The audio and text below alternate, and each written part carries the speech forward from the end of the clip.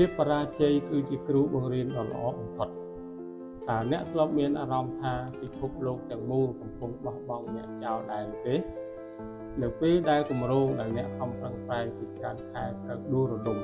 ក្តីស្រមៃដែលអ្នកធ្លាប់ស្រមៃចង់បានត្រូវតិចទីក្នុងមួយកម្រិតណែ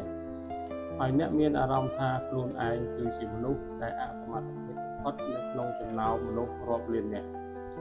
មនុស្សភាគច្រើនខ្លាចការបរាជ័យយើងត្រូវបានគេបង្រៀនឲ្យខ្លាចពិន្ទុទាបខ្លាចការបដិសេធនិងខ្លាចការដើរមិនទាន់គេ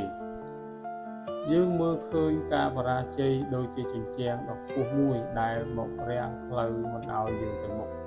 ប៉ុន្តែការពិតភាពបរាជ័យមិនមែនជាជញ្ជាំងទេវាគឺជាកញ្ចក់ឆ្លុះបញ្ចាំងឲ្យយើងឃើញយ៉ាងច្បាស់នៅចំណុចខ្វះខាតដែលយើងមើលមិនឃើញនៅពេលយើងកំពុងសប្បាយចិត្តនឹងជ័យជំនះវាមកប្រាប់យើងថាវិធីសាស្ត្រចាស់លែងមានប្រសិទ្ធភាពទៀតហើយវាដល់ពេលដែលយើងត្រូវផ្លាស់ប្ដូរខ្លួនឯង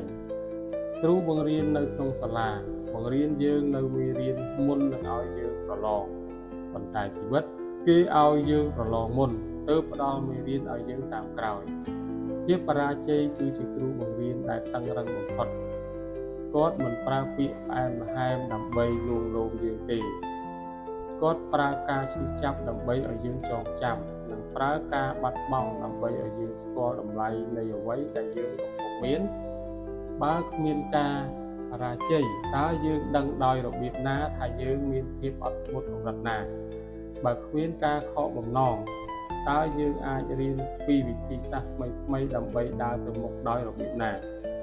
រាល់ស្នាមរបួសដែលបន្សល់ទុកពីការបរាជ័យគឺជាគ្រឿងលម្អនៃភាពរឹងមាំរបស់អ្នក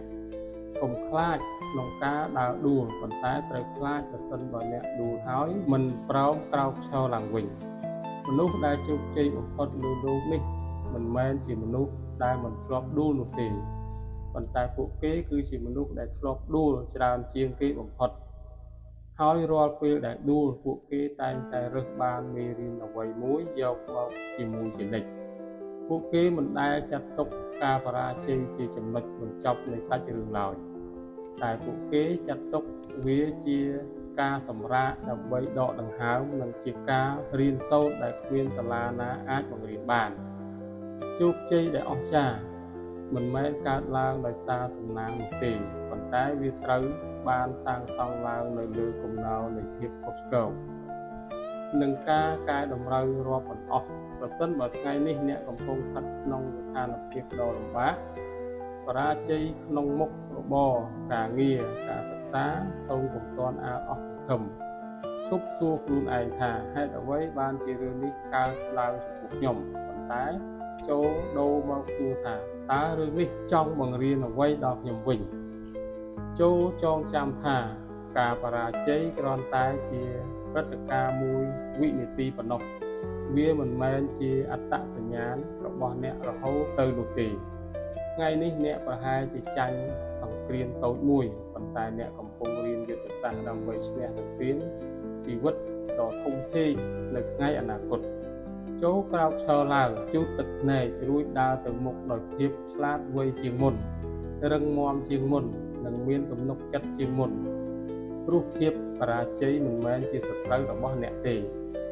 វាគឺជាគ្រូបង្រៀនដ៏ល្អបំផុតដែលមកដើម្បីរៀបចំអ្នកសម្រាប់ជ័យជំនះដែលអ្នកស័ក្តិសមនឹងទទួលបាន